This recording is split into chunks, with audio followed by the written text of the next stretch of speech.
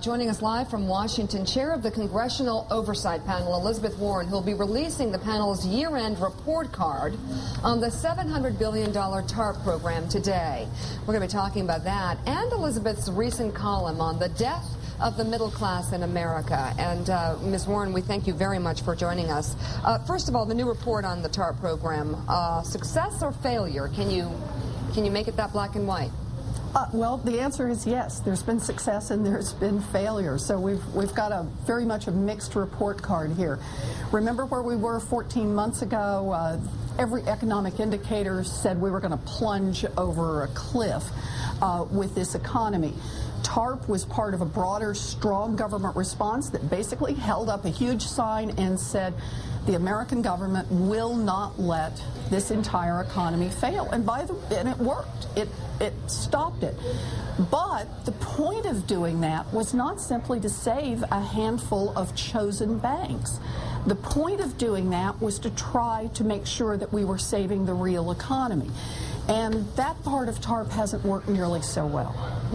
Okay, Willie, guys, jump in. I do want to talk about the death of the middle class. Yeah, I want to get to that. I want to ask you quickly, though, Elizabeth, because you understand these things better than most of us do, and you explain them much better than anyone we know.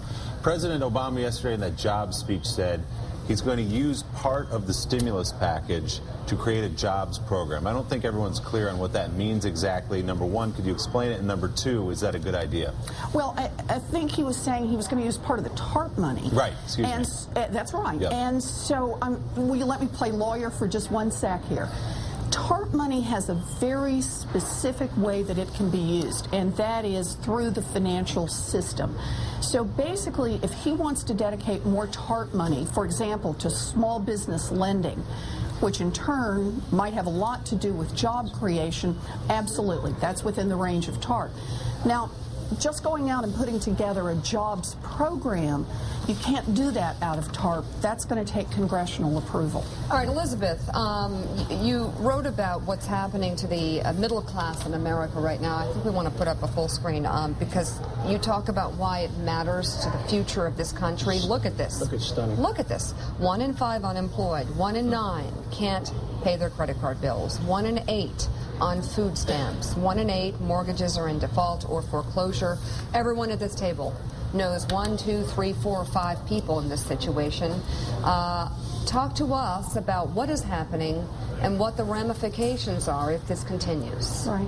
You know, we have to understand we're here time after time talking about the crisis, you know, the big crash on Wall Street and these large financial institutions that have sucked up hundreds of billions of dollars.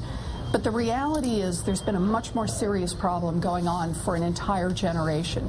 And that's the combination that has really punched the middle class. Basically, it's about flat wages, it's rising core expenses, expenses for housing and health care and child care and transportation, the expenses they can't get along without, and a credit industry that has just about picked their bones clean. And so what that's done is that we now have a middle class that has stopped saving, that is deeply in debt, and that is really pressed up against the wall. We are at serious risk in America of having middle class no longer synonymous with the old notions of security and solid, but instead meaning living one paycheck to the next, living one bad diagnosis or pink slip away from financial collapse. This is a profound shift in America, and it's something we really have to start paying some attention to.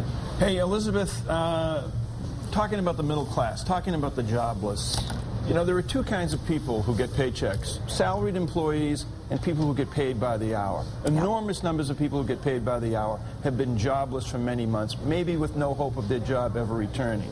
Yesterday, the president is talking about tax incentives for people to get the country back working again.